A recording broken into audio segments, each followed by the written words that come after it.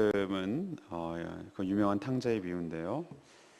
예수님이 그 죄인 한 명이 돌아올 때 하나님께서 얼마나 기뻐하시는지를 깨우치기 위해서 이 탕자의 비유, 이 성경에서 아주 유명한 여러 가지 비유가 있는 중에 아주 유명한 비유가 바로 이 탕자의 비유입니다.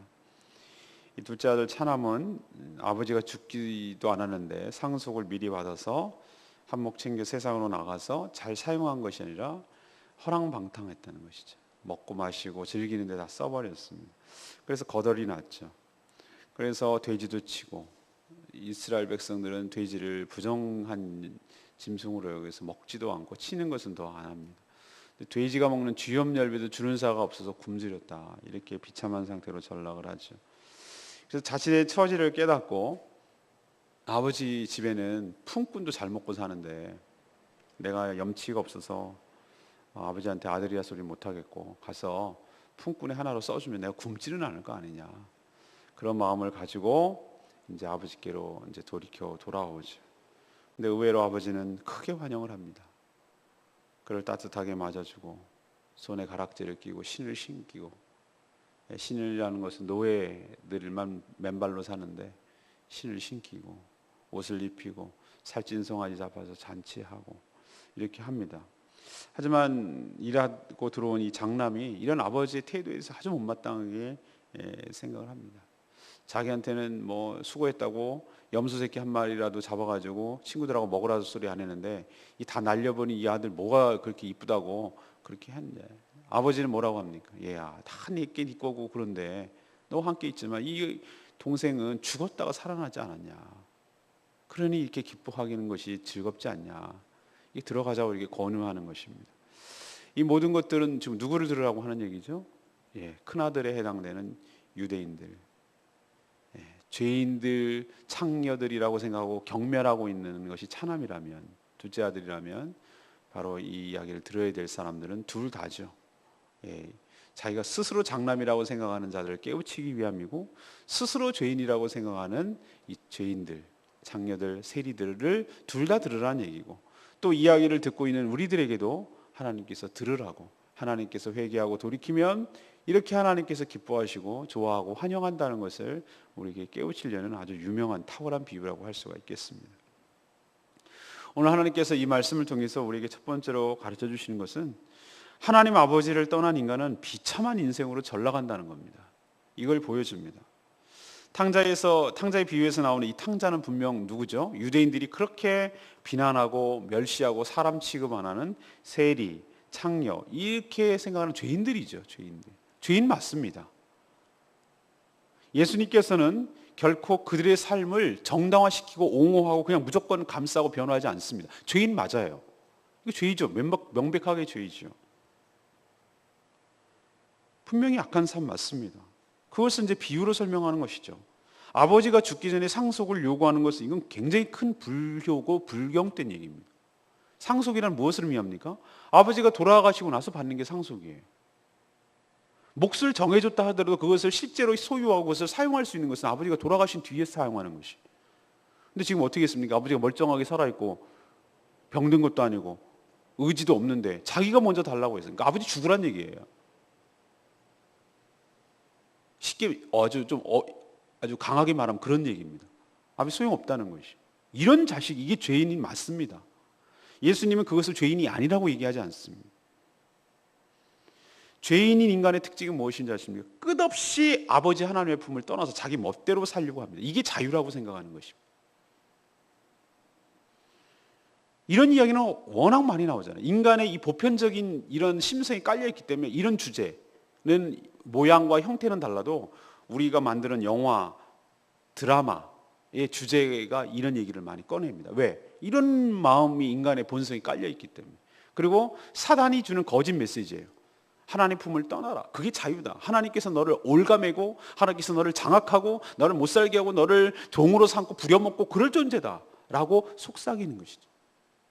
하나님 품을 떠나. 네 마음대로 해. 이게 자유야 라고 말하는 사단의 메시지, 거짓 메시지 속아서 하나님 아버지 품을 떠나려고 하는 것, 이게 인간의 죄성이라는 것입니다. 그러나 그 자유가 오래 갑니까? 그리고 그것이 진정한 자유인가요? 그 결과는 비참한 비극적 결말로 끝납니다. 그걸 오늘 분명하게 보여주는 것이죠. 탕자가 재산을 정리해서 아버지에게서 떠나 가급적 멀리 영향을 미치지 않는 타국으로 갔다 그래요. 먼 나라로 갔다 그랬어요. 세상 인심이 어떤지, 세상 세태가 어떤지를 아주 잘 보여주는데, 사람이 좋아서가 아니라 돈 때문에 꼬이죠. 이런 친구들은 돈 떨어지면 나가죠. 이 어리석은 이 둘째 아들은 그걸 깨닫지 못하는 거예요. 돈이 없어도 진짜 친구한 게 친구죠. 사람이 좋아서, 그냥 그 사람 자체가 좋아서 친구하자고 한 그게 친구죠. 돈 쓰고 뭐 이렇게 하고 뭐 이럴 때 모이는 친구들은 뭐죠? 그 돈으로 얻는 혜택을 같이 누리고 싶어서 꼬이는 것이죠. 이건 친구 아니죠. 그걸 몰라요. 그래서 친구들과 향락을 즐길 때까지만 해도 내가 꿈꾸는 세상이, 내가 꿈꾸는 생활이, 내 꿈꾸는 인생이 이거라고 생각을 하고 좋아했을 것입니다. 그러나 돈이 다 떨어지자 친구도 떨어지고 비참한 거지로 전락을 합니다. 아무도 그를 받아주지 않습니다. 이것이 세상 인심이자 아버지를 떠난 인간의 모습이라는 것을 보여줍니다. 돼지 치는 것, 이것은 이방인들이 하는 것이고, 돼지는 레위기에 나온, 율법에 나온 부정된 짐승이기 때문에 먹지도 치는 것도 하지 않습니다. 근데 그거를 치는 것을 그것도 들에다가 보내고, 쥐염 열매가 우리는 뭔지 모르겠지만 돼지나 먹는 열매라 이 말이죠. 근데 그것도 못 먹어가지고, 없어가지고 주는 사람이 없어서 굶주리는, 이게 바로 하나님 아버지를 떠난 자의 마지막 모습이라 이겁니다. 사랑하는 여러분, 우리가 이런 모습이라는 것입니다. 우리가 이랬었고요.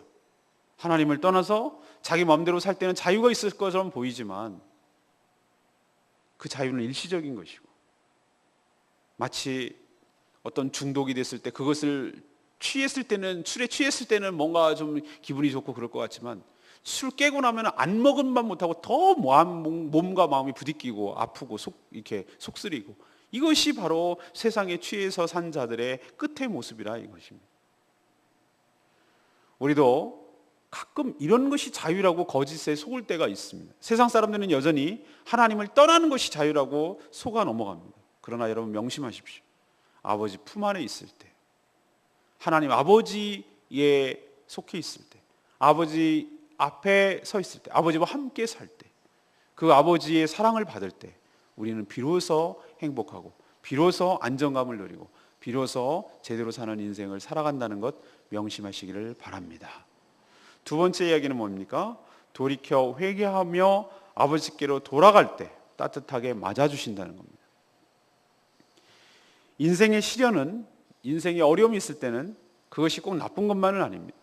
사람은 인생에 시련이 있을 때 자신의 실존을 보게 되는 것이죠. 자기의 처지를, 자기의 실체를 깨닫게 되는 것입니다. 탕자는 자신이 아버지, 그리고 나아가서 하나님께 자기가 죄를 지었구나, 이것을 처절하게 깨닫게 되는 것입니다. 언제? 돼지를 치고 쥐염나 열매도 못 먹게 되는 그런 거지로 전락했을 때, 그때 비로소 자기가 왜 이렇게 됐지? 내가 왜 여기에 있지? 이것을 스스로 한번 깨우치고 돌아보게 된다는 것이. 그러니까 우리 인생에 있어서 고난과 어려움과 비참함이 꼭 나쁜 것만은 아니에요. 만약에 그냥 적당히 이렇게 살았으면 자기가 어떤 처지인지도 모르고 그대로 끝날 인생이었지만, 오히려 더 바닥을 쳐봐야 내가 바닥이라는 걸 알고 하늘을 쳐다볼 수 있는 마음의 여유가 생기고 인생을 바라보는 시각이 열린다 이 말입니다. 이 탕자도 그때 비로소 내가 죄인이구나, 내가 하나님 앞에 그리고 아버지한테 큰 죄를 졌구나, 이것을 깨닫게 되는 게, 이게 축복, 이게 시작점 아니겠습니까? 그리고 가서 무슨 생각을 하냐면 이런 생각을 하는 거예요. 내가 이제 도저히 염치도 없고 면목도 없고 내가 무슨 낯으로 아버지를 보겠나. 근데 내가는 살고는 싶고, 그러니 가서 아들이 아니라 품꾼, 그 일당 박는 품꾼 하나로 그냥 써주면, 내가 양식이 풍족한 아버지 집에서, 우리 집 그 보니까 옛날에 가보니까 아버지 종들은 그래도 먹고 살던데 내가 이게 지금 뭐냐 이거지. 그냥 먹고라도 살기 위해서 품꾼이라도 받아달라고 그렇게 생각하는 마음으로 아버지 집에 돌아가야 되겠다, 이렇게 결심했습니다. 근데 결심만 하고 마음만 있으면은 아무 소용없는 것이. 오늘 저는 밑줄을 긋은 것이 바로 18절에 나온 20절에 나오는 거. 이에 일어나서 아버지께로 돌아가니라. 아멘입니까? 이게 액션이에요. 유턴하는 거예요. 우리도 자동차 초보 운전자들 특징이 아시죠? 벌벌벌 일단 장갑은 꼭 껴요. 장갑은. 이걸 왜 끼는지 모르겠어요. 나는 그 장갑을 일단 낍니다. 그리고 바싹 핸들에 붙어가지고 가슴까지 붙입니다. 발로 이렇게 두 손을 이렇게 하고 하는데, 유턴을 해야 되는데 유턴을 할 수가 있나? 유턴을 해야 되는데 이거를 깜빡이도 켜고 유턴을 못 하는 거예요. 그리고 계속 직진만 해. 계속 직진만. 머릿속으로 유턴을 해야 돼. 이거 돌아가야 되는데 돌아가야 돼. 머릿속으로 생각만 하고 있고 안 돌리면은 그게 무슨 돌아가는 거냐 이 말이에요. 더 멀어지는 거지. 회개란 무엇입니까? 생각만 하는 거예요? 아니요. 생각만 한 것도 귀한 일이지만 행동으로 돌이켜 돌아갈 때 그때 비로소 회개가 되는 줄로 믿습니다. 아버지한테 잘못했어. 그건 뭐 어떤 사람이냐? 맨날 후회만 하는 사람이 있어. 후회만. 후회와 회개는 전혀 달라요. 후회는 늘 그냥 감정적으로 행동은 안 옮기고 아유 그래야 될 쓰는데 아유 안타까워. 맨날 이렇게 한탄만 하는 거예요. 생각만 하는 거예요. 아무런 역사가 없어요. 돌이켜야 되는 거예요. 돌이켜야 되는 거예요. 돌아서야 되는 거예요. 이 탕자가 잘한 일은 뭐냐면은 일어나서 아버지께로 돌아가니라. 이게 회개라고요. 이래서 탕자의 의미가 있는 것이. 그래서 돌아온 탕자라고 부르는 것이. 이게 회개예요. 그리고 와서 이렇게 말합니다. 말로만 잘못을 인정하는 것이 아니고, 말로만 이렇게 내가 잘못했어요 아버지 죄송해요 내가 큰 죄를 졌어요 그리고 미안해요 뭐 그리고 이제 막 어떻게 부벼가지고 살려고 하는 요런 거, 그리고 옛날에 누렸던 거 다 누리려고 하는, 이거 진정한 회개 아닙니다. 자기는 자격도 없고 그렇게 할 수도 없고 내가 도저히 아들로서는 이거는 완전 자격 상실이라는 거 인정하는 거예요. 이게 회개예요. 말로만 죄송해요 미안하게 됐어요 이렇게 하는 요런 건방진 놈은 더 맞아요. 우리도 가끔 보면은 애들이 되바라진 애들이 있어요. 아주 시건방진 놈들이 있어요. 내가 이렇게 애들 대하다 보면 가짜 회개, 가짜 진심으로 잘못을 뉘우치는 것이 아니라 흉내만 내는 것은 그거는 더 가증스러워서 더 해서 저는 더 혼냅니다. 그런 건 절대 그거는 안 됩니다. 더 마음이 변화될 때까지 기다리는 수밖에 없어요. 근데 이 둘째 아들은 그렇게 하잖아요. 진심으로 자기가 이렇게 얘기하는 거예요. 자신이 아들이 아니라 사실은 품꾼이라도 자격이 없다는 걸 내가 인정하는 거예요. 감당치 못할 죄인인 것을 아버지에게 철저하게 고백하고 깨닫고 그것을 시인하고 그렇게 얘기를 하죠. 근데 이 둘째 아들 탕자의 예상과는 달리 아버지는 그렇게 다 말아먹은, 재산 상속에서 다 말아먹은 그 아들을 지금 기다리고 있었어요. 그게 느껴져요. 그럼 왜 그러냐면은 아직도 거리가 먼데, 멀리 떨어졌는데, 아버지로서 주인으로서 막 뛰는 것은 유대인에게서는 채통이 깎이는 일입니다. 근데 멀리 있는데 한눈에 알아보는 거예요. 그 짓고를 해갖고 와도 자기 아들을 알아보는 거예요. 그리고 먼 거리 있는데도 막 달려가는 거예요. 달려가서 목을 껴안고 입을 맞추는 거예요. 이 장면을 너무너무 유명한 화가들이 많이 그려놨는데 저는 그때 눈물이 핑 도는 거 있죠. 이분이 왜 이렇게 뛰어가서 그를 안았을까 그랬는데 아들이 혹시 창피할까 봐. 아들이 딴 사람들이 그 부끄러워하는 거 얘가 부끄러워할까 봐. 아버지가 가서 먼저 커버를 해주는 거예요. 이렇게. 그러니까 누가 옆에서 종이나 누가 거기서 시비를 걸 사람이 있겠어요. 누가 막 이렇게 손가락질을 하는 사람이. 아버지가 뛰어와서 그를 안아버리고 끌어안아버리는데 누가 뭐라고 할 사람이 아무도 없는 거예요. 그렇게 해서 데리고 들어오는 거예요. 그리고 얘 하는 거 봐서 이렇게 하지 않습니다. 그냥 여기까지 왔다는 그 자체만 해도 얘가 큰 결심했다는 걸 하나님은 알고 계세요. 그래서 부끄러울까 봐 먼저 안아줄 뿐만 아니고 좋은 옷을 가서 갈아입혀주고, 가락지를 끼워주는 것은 아들의 권리를 회복해 주는 것을 말하고, 신발을 신겨주는 것은 얘가 노예가 아니라 품꾼이 아니라 바로 자유인이라는 거, 주인의 아들이라는 것을 노예들만 신발을 벗고 자는. 그리고 살찐 송아지, 이건 큰 잔치일 때 최고급 요리잖아요. 살찐 송아지를 잡아서 주는 잔치를 벌이는 거예요. 품꾼이 아니라 아들로 다시 받아들인다는 의미를 이렇게 표현하는 것입니다. 그리고 아버지가 하는 말이 있어요. 죽은 것으로 여겼다가 잃어버렸다가 죽은 것으로 쳤는데, 죽은 줄만 알았는데 이 아들이 다시 살아서 건강하게 돌아온 것만으로도 나는 너무너무 기쁘고 너무너무 행복하고 너무너무 좋아서 이 기쁨을 함께 나누자고 이 잔치를 여는 것이다. 이렇게 얘기를 하는 것입니다. 이건 누가 봐도 누구를 의미합니까? 이 탕자는 바로 죄인으로 호랑방탕하게 살고 하나님 떠나서 지 멋대로 살았던 우리를 보여주는 것이고, 그렇게 하나님을 배신하고 하나님 것을 막말하고 하나님 죽지도 않는데 죽었다 그러고 뭐 이렇게 살아가면서 마음대로 살았던 우리를 하나님께서는 끌어안으시고 뛰어가서 안으시고, 우리가 창피할까 봐, 우리가 부끄러울까 봐 그것을 끌어안으시고 아들로 맞아주시고 자녀로 맞아주시고 다시 회복시켜 주시고 사랑으로 맞아주시고 죽었다가 살아와서 그렇게 기뻐하시고 좋아하시고, 그것이 하나님 아버지의 마음인 줄로 믿습니다. 이게 회개할 때 하나님이 보이시는 반응이에요. 그러니 우리는 주저할 것 없이 이 죄악된 삶을 청산하고 주님께로 돌아가는 것이 마땅한 줄로 믿습니다. 세 번째는 무엇입니까? 아버지의 마음을 무시하고 거역하는 것이 사실은 더 큰 죄악이라는 것입니다. 이 비유를 탕자의 비유라고 보통 얘기하는데 관점에 따라서 아닐 수도 있어요. 하나님 아버지의 관점에서 따르면 뭡니까? 따뜻하게 맞아주시는 아버지의 비유일 수도 있고, 큰아들 관점에서 보면 뭡니까? 거역하는 장남의 비유라고도 해도 과언이 아니에요. 이것은 세 관점에서 다 얘기가 해당되는 것이에요. 우리는 보통 탕자의 비유라고 알고 있습니다.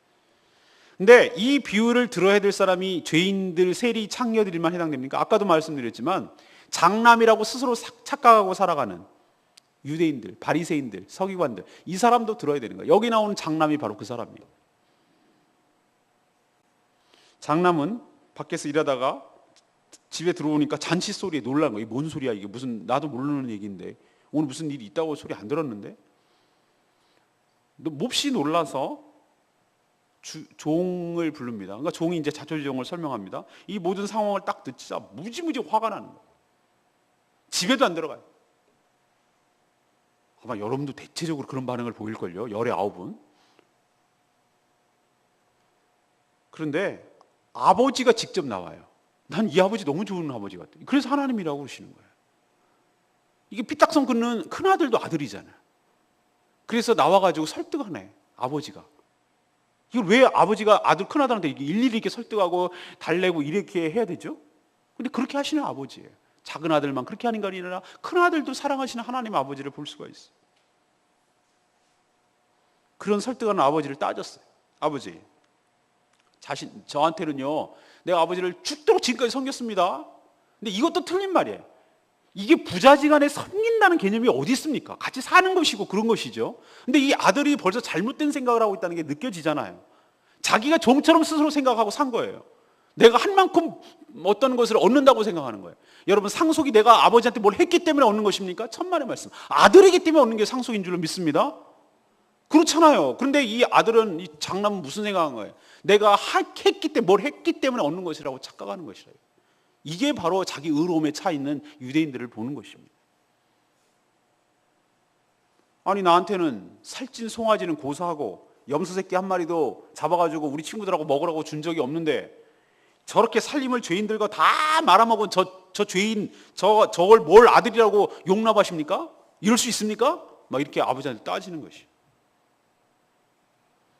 아버지는 이런 아들조차도 이놈이 무슨 소리 하는 거야 이렇게 야단치지 않고, 오늘 보니까 난 참 이 아버지 너무 좋으신 것 같아. 31절에 이렇게 합니다. 얘야, 하나님이 이 말에서 느낄 수 있죠? 얼마나 이 자상하고 이렇게 뭐라고 하죠? 따뜻하게 아들을 대합니까? 이렇게 막 따지고 덤비고 이러는 아들, 큰 아들을. 얘야, 항상 너는 나랑 같이 있으니 다 내게 네 거 아니냐. 네 동생은 죽었다가 살았지 않았니? 죽은 줄 알았지 않니? 우리 잃어버리고 죽고 없어질 줄 알았니? 근데 이렇게 건강하게 다시 살아만 왔어서 얼마나 이게 기쁘고 즐겁지 않냐. 그러니 우리 같이 가서 우리 즐거움을 같이 나누고 네 동생도 환영하고 그렇게 해라. 그게 마땅치 않겠니? 이렇게 아버지가 설명하는 거예요. 장남은 아버지를 가르치려고 듭니다. 아버지가 틀렸다는 거예요. 아버지 그렇게 하면 안 된다는 거예요. 우리도 하나님에게 따져요. 하나님 그런 식으로 하면 안 돼. 그건 하나님 아니라는 거예요. 우리도 얼마나 시건방진지 모릅니다. 이거는 논리에 맞지 않고 이건 이치의 경우가 아니래. 경우가. 우리가 하나님을 가르치려고 들어요. 그리고 그는 철저하게 가족이라 하더라도 나 아니면은 가족들을 나누려고 해요. 하나님 아버지는 우리를 하나로 묶으려고 하시고 가족끼리 서로 사랑하기를 바라는데 우리는 얘는 이래서 안 되고요, 얘는 이래서 안 되고 얘는 저래서 안 되고요, 이렇게 떼내버리려고 하는 이런 마음을 우리는 가지고 있어요. 자신은 아들이 아니라 자기도 종이라고 생각해. 자기가 한 만큼 얻는다고 생각해. 동생은 재산을 축내는 그런 존재고 그런 동생이 싫은 거예요. 동생이라고 취급도 안 해요. 사실은 이렇게 생각하는 이런 생각이 누구를 말합니까?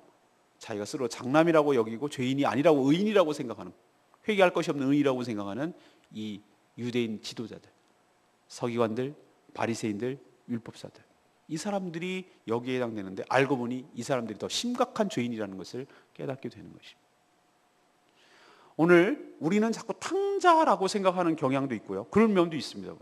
그러나 오늘 이 말씀을 통해서 우리에게 가르쳐 주는 것은 우리도 크다들의 모습이 있다는 거예요. 먼저 믿고 모태신앙이고 먼저 교회에 들어오고 그러면은 이상한 텃세를 부리는 거예요. 그리고 마치 그 자기 기준에 부합하지 않고 자기만큼 못 따라오는 자들에 대해서 정죄하고 함부로 판단하고 막 이렇게 떼내버리려고 하고 뭐 이러는 경향이 있어요. 이게 얼마나 큰 아들 같은 모습인지 우리가 깨달으라고 하나님께서 오늘 우리에게 주는 것이죠. 하나님 아버지께서는 그 다 말아먹은 죄인 같은 아들을 그래 네가 잘했어 말하지 않습니다. 여기서 아버지가 그래 다 없던 걸로 하자, 네가 네가 뭘 잘해 이렇게 두둔하지 않습니다. 여러분 명심하십시오. 자기의 잘못을 인정하고 회개하는 아들을 받아줬을 뿐입니다. 그 죄 자체를 용서하는 거다. 회개를 하니까 하나님께서 받아준 것이지 그것이 죄가 아니라고는 하지 않았습니다. 그러나 우리에게 둘째 아들, 첫째 아들 같은 모습이 있어도 하나님께서 설득하시고 우리 보고 받아주고 이 기쁨을 함께 누리자고 하시는 그 하나님의 모습도 있는 것을 깨달으시고, 내가 둘째 아들 같은 모습이 있다면 회개하고 돌아서야 되고, 내가 첫째 아들 같은 모습이 있다면 역시 회개하고 돌이켜서 아버지 마음을 헤아려서 이 기쁨에 죄인이 회개하고 돌아올 때 함께 기뻐하고 함께 즐거워하는 그런 마음을 회복하게 되기를 간절히 바랍니다. 오늘 레마의 말씀이 28절 말씀입니다. 그가 노하여 들어가고자 하지 아니하거늘 아버지가 나와서 권한대. 좀 전에 말씀드린 건데요, 우리는 늘 탕자에게 초점을 맞춰서 인생을 이런 식으로 살면 안 돼라는 식으로 생각을 해왔습니다. 하지만 더 심각한 죄인, 드러나지 않고 더 은밀한 죄인은 사실 장남입니다. 아버지의 마음을 너무 몰라요. 자기 의로움에 너무 가득 차 있어요. 아버지를 무시하고 틀렸다고 막 화내고 분노하는 자예요. 자기가 잘했기 때문에 자기가 아들이라는 권리를 누린다고 착각하고 사는 존재들입니다. 아버지의 것은 자기 것이 아니라고 생각합니다. 하나님 아버지는 내 것이 다 네 거 아니냐, 내 것을 네 것을 쓰고 있지 않느냐, 아버지 것을 네가 쓰고 있지 않느냐 이렇게 얘기하는데 그게 아니라고 생각해요. 자기가 일해서 번 것을 자기 거라고 생각해요. 알고 보면 내가 장남입니다. 우리가 장남 같은 모습이 있어. 그래서 더 아프게 이 말씀이 다가오는 것이.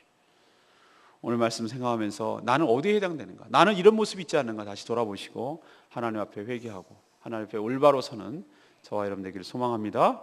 오늘 세 가지 말씀드렸습니다. 하나님 아버지를 떠난 인간은 어떻다고요? 탕자처럼 비참한 인생으로 전락한다는 것. 두 번째는 돌이켜 회개하며 하고 아버지께로 돌아오면 하나님 아버지는 어떻게 하신다? 내치지 않고 따뜻하게 맞아주신다. 세 번째는 아버지의 마음을 무시하고 거역하는 것이 어쩌면 더 큰 죄인이라고 할 수 있다. 큰 아들 같은 모습을 회개해야 된다는 것을 우리에게 가르쳐주고 있는 줄로 믿습니다. 오늘 말씀을 들고 기도합시다. 오늘 회개하기를 원합니다. 이 107장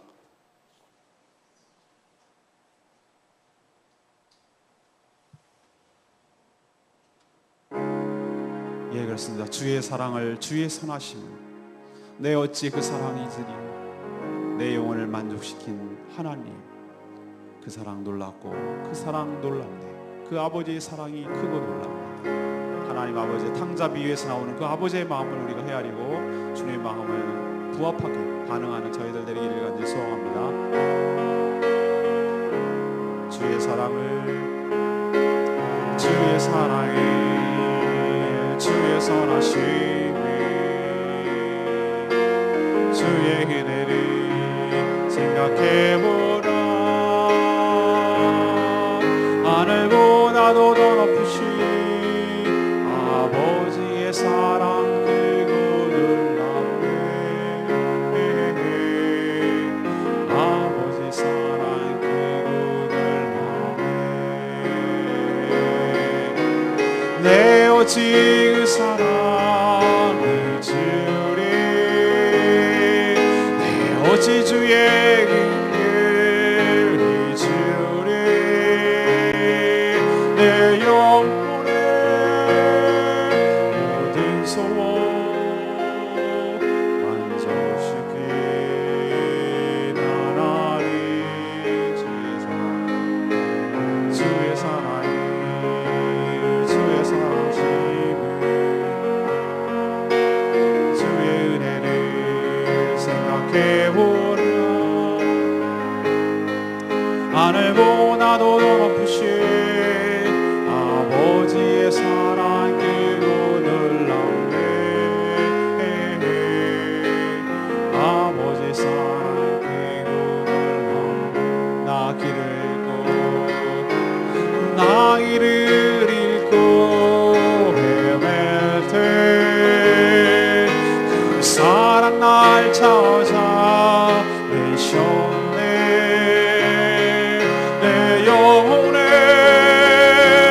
모든 소원 만족시킨 하나님이, 주의 사랑이, 주의 선하심이, 주의 은혜를 생각해보라. 하늘보다도 더 높으신 아버지의 사랑 크고 놀랍네. 아버지의 사랑 크고 놀랍네. 아버지의 사랑 크고 놀랍네. 탕자의 비유에서 나오는 아버지의 사랑이 얼마나 크신지, 그 넓이가 우리가 감당할 수가 없어. 다 말아먹은 작은 아들도, 삐딱선 긋는 큰 아들도 여전히 품으시고 설득하시고 온유하게 대하시는 그 하나님 사랑 때문에 우리가 오늘도 사는 줄로 믿습니다. 저에게 탕자 같은 모습이 있다면 회개하게 하여 주시옵시오.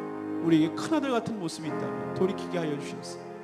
하나님 아버지의 기쁨에 함께 참여하는, 하나님 마음을 헤아리는, 그 아버지의 마음을 헤아리는 저희들 되게 해달라고 다 같이 기도하는 시간 갖도록 하겠습니다. 주여 외칩니다. 주여 아버지 하나님, 그렇습니다.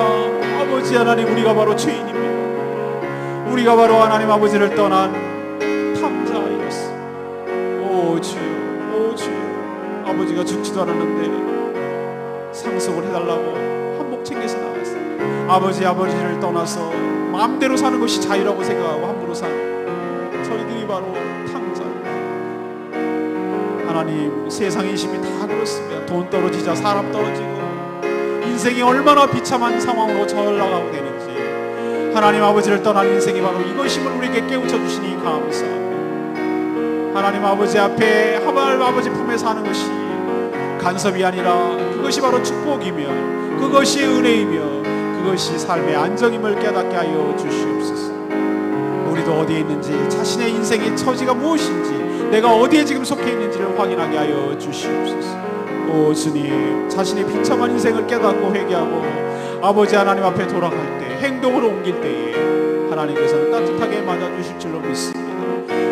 다 말아먹고 아버지를 모욕하고 죄를 지었음에도 불구하고 품꾼으로 여겨주시지 않고 아들로 다시 맞아주시는 그 하나님의 사랑 앞에 감격하며 다시 한번 돌이키고 회개하기를 원합니다.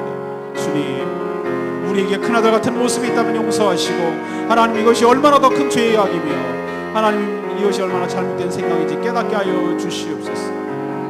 아버지이기 때문에 그런 것을 하시고 아들이기 때문에 상속받는 것이지 내가 무엇을 했기 때문에 상속을 받고 그 혜택을 누리는 것이 아님을 깨닫게 하여 주시옵소서.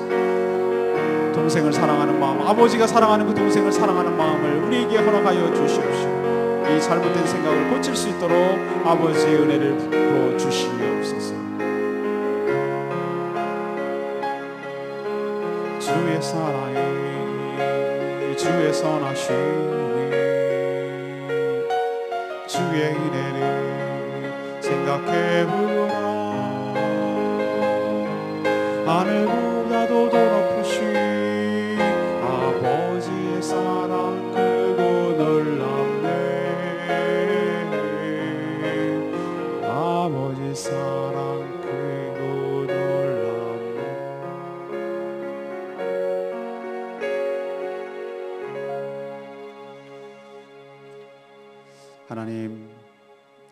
하나님 아버지를 떠난 인간이 어떤 삶으로 전락하게 되는지 그 끝을 보여주시니 감사합니다. 저희가 바로 탕자입니다. 저희가 바로 하나님께 죄를 지었습니다. 자녀라 감당치 못하였습니다. 이런 폐역한 죄인을 용서하시고 자녀로 다시 받아주시니 참으로 감사합니다. 이 은혜 잊지 않고 다시는 세상으로 나가지 않고 하나님 아버지 품 안에 살겠습니다. 또한 우리에게 장남의 모습도 있음을 봅니다. 뭘 해서 자녀가 아님을 깨닫게 하여 주시옵소서. 내가 뭘 했기 때문에 혜택을 누리는 것이 아님을 깨닫게 하여 주시옵소서. 자녀이기 때문에, 하나님의 자녀이기 때문에 모든 것을 누리고 있음을 잊지 않게 하여 주시옵소서. 하나님 아버지의 마음을 헤아리지도 못하고 이 아들 다들을 사랑하시는 그 아버지의 마음을 헤아리지 못하고 동생을 내치고 정죄하고 그 기쁨에 동참하지 않으려는 이 좁아 터진 마음 용서하여 주시옵소서. 아버지가 용서하신 것처럼 저희도 회개하는 동생을 받아주고 용서하고 용납하는 마음을 허락하여 주시옵소서. 오늘 당자의 모습, 아버지의 모습, 큰아들의 모습을 보면서 우리에게 해당되는 것이 있다면 깨우치고 돌이키게 하여 주시옵시고, 하늘보다 높으신 그 하나님의 아버지 사랑 앞에 감격하며 돌이키는 저희들 되도록 축복하여 주시옵소서. 오늘도 간구하는 기도 주님께서 들어주시고 응답하여 주시고, 육신적으로 영혼으로 연약한 성도들 하나님께서 붙들어 주시고, 이 무더운 여름 잘 건강하게 영육간에 강건하며 성령 충만하도록 이겨낼 수 있도록 주님 축복하여 주시옵시고, 하는 모든 일터마다 하나님께서 축복하시고 잘 감당케 하시고 형통케 하여 주시옵소서. 주님께 모든 것 맡겨드렸고 예수 그리스도 이름으로 기도합니다. 아멘.